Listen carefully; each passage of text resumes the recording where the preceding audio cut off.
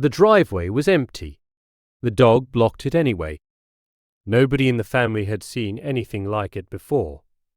Not once in the years they had kept Maple, the golden retriever who had come into their home as a puppy and grown into something steady, watchful, and entirely their own. And yet, on an otherwise ordinary afternoon in their residential driveway, the animal began behaving in a way that Richard, a high school principal with years of professional training, could not categorize. Maple wouldn't stop circling. A restlessness around the edges of the room, pacing near the doorway, returning to stand near Ben, the 2 years old, then pacing again. Richard assumed it was heat. Assumed it was boredom. Assumed it was the sound of a garbage truck 3 streets over that she hadn't heard but the animal had. She told herself this because she was a high school principal, because she had professional frameworks for understanding behavior. Because she had learned, over years of working with human beings in distress, that the most dangerous assumption is always the one that feels most reasonable. Ben sat on the living room carpet in a patch of afternoon light, utterly unbothered. The golden retriever planted itself 6 inches from the toddler's side and exhaled through its nose. 3 long, deliberate breaths, each one directed at the child's face. "Stop that," Richard said. The dog looked at her for exactly 1 second, then looked back at Ben.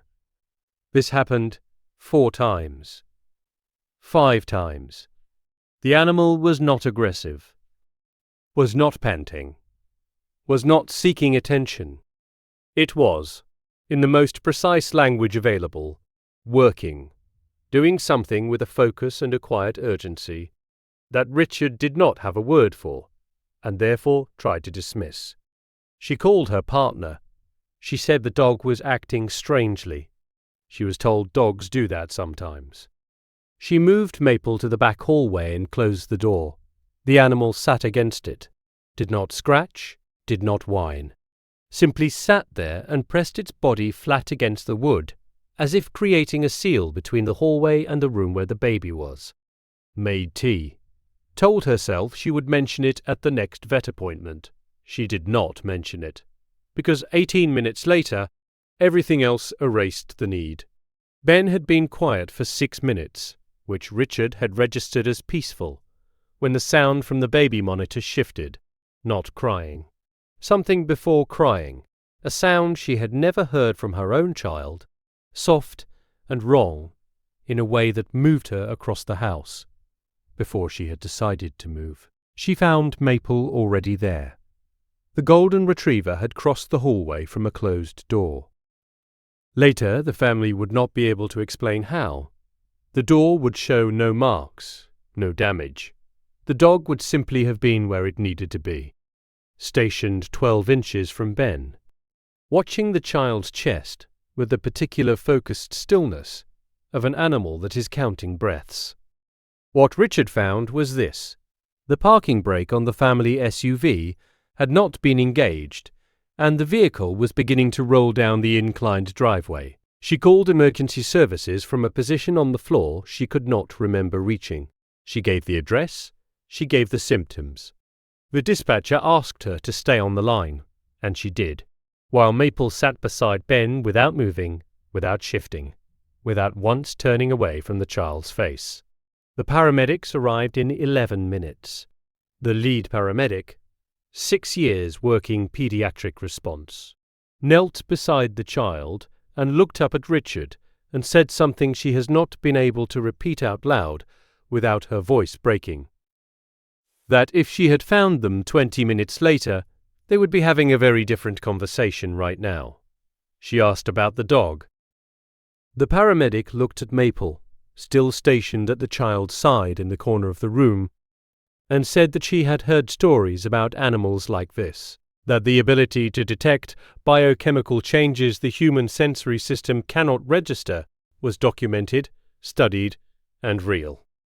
That this dog had been doing exactly what medical alert dogs are trained to do, without ever having been trained to do it. Richard went back to the hallway that afternoon and stood in front of the closed door Maple had pressed against for 19 minutes. She stood there for a long time. She thought about everything she had told the dog to stop doing, every dismissal, every professional framework she had used to explain away what she was seeing. She thought about what it means to be trained in something and still miss the most important signal in the room. Maple found her there, pressed its forehead against her knee, and that was all. The family has not moved the dog's bed since. It sits at the foot of Ben's mattress now, in a room with a working monitor, a charged phone on the nightstand, and a golden retriever who no longer has to press against any closed door. For every family that has lived a moment like this one, this channel is for you. Subscribe.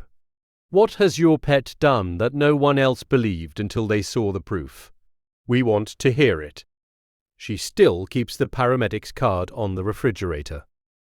Not as a reminder of how close it was.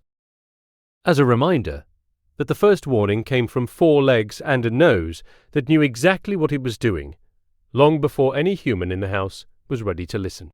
This is what protection looks like before anyone knows protection is needed. Subscribe. Some forms of intelligence don't ask to be understood. They simply show up. They pace, they press, they plant themselves between the danger and the child, and they wait for the world to catch up. The follow-up to this story is the part that makes parents cry every single time. Subscribe so you're here for it.